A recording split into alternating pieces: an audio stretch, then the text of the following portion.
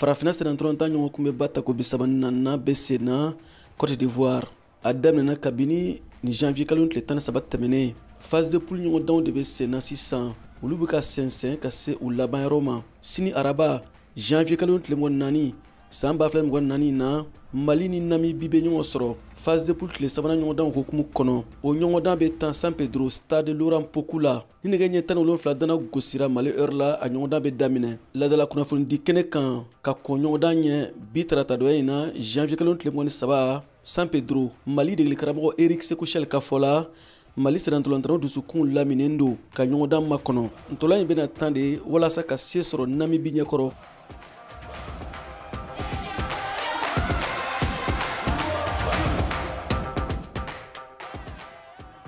Il y a 3 points en jeu. Le but du jeu. Kuru saba de bena ɲini sisa tolanta in laɲini ye de ka se sɔrɔ ka kuru saba in sɔrɔ ani an bɛ taa ni tolanta ɲuman min b'an sen kɔrɔ i n'a fɔ an y'a daminɛ cogo min na tolanta ɲuman feerew sigilen n kɔfɛ sen kan ka se sɔrɔ o bɛna bɔ fɛn caman na i n'a fɔ ka jateminɛ kɛ Namibie ka tolantan cogo kan bawo u ka tolantannaw ka ɲi u bɛ sinsinnen don u ka tolantan kan u bɛ nisɔndiyalen dɔw fana ka kɛ ɲɔgɔn fɛ. Ils sont concentrés, ils sont contents d'être là ensemble. Siku Nyakate Mali serantolantana kɔfɛma défenseur y'a yira k'u ba sigilen don ka sinima kɔnɔ. Comme le coach l'a dit, on est très concentrés. I n'a fɔ an ka dege karamɔgɔ y'a fɔ cogo min na an tɛna kulonkɛ kɛ ne kɔni ɲɛ b'a la cogo min na an ka kan daminɛ ka ɲi wa bɛɛ lajɛlen b'a dɔn k'a fɔ ko an ka kan b'a la ka taa cogo min na ko an b'a la ka baara ɲɛnɛma kɛ wa bɛɛ y'a ye k'a fɔ ko kan ka gɛlɛn kosɛbɛ wa ne dalen don a la k'a fɔ ko an bɛ ka baara kɛ cogo min na ko an bɛna se ka taa ɲɛ hali matchiw la minnu bɛna kɛ ciko kelen fiyɛ ku ye. Pour pouvoir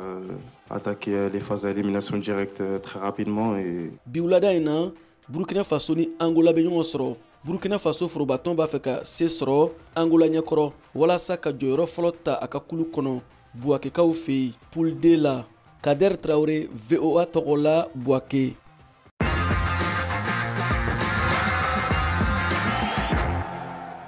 Groupe A ani groupe B ka ɲɔgɔndan banni kɔ Burkina Faso ka senatolontan kluba o so cɛmanw étalon olu kɔni o ye u ka qualification sɔrɔ ka taa 8e de finale la kama sɔrɔ olu yɛlɛma u ka senatolontan sabanan kɛ fɔlɔ ni Angola ka Palancas Negras ye o balontan sabanan o bɛna kɛ bisu in na Safo selini kɔ Nasser Djiga ale ye Burkina Faso ka kɔfɛla tannikɛla dɔ ye.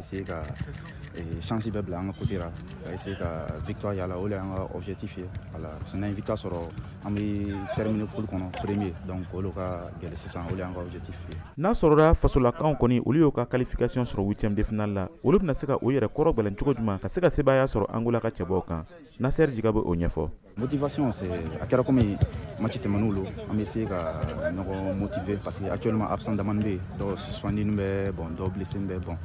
avec ni nin bɛɛ ye an bɛ essayer ka ɲɔgɔn motiver wala mɔgɔ kana foyi bila kunna objectif min b'an fɛ ale ka kɛ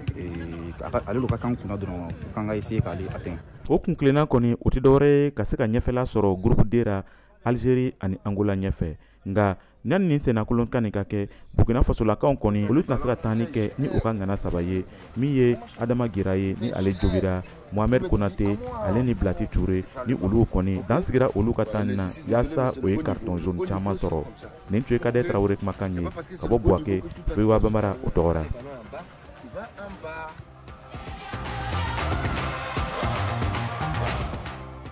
Kunun tɛnɛ janvier kalo tile 12 san 2024 na poule A la Côte d'Ivoire jatigi bina Guinée équatoriale ɲɛkɔrɔ kanankolo o kɛra Côte d'Ivoire ta ye celu 4 Guinée équatoriale y'o sɔrɔ Côte d'Ivoire kaw ma nisɔndiya fiyewu an k'a dɔw kumakan lamɛn VOA baraɲɔgɔn radio so Albayan kunnafonidila Aïchatou Kone ka kuma barani na. Ballon ma nɔgɔ bɛɛ n'a la baara lo ni ma i la baara kɛ ka ɲa an b'a ŋimi la baara kɛ ka ɲa i bɛ sara olu kosɔn surtout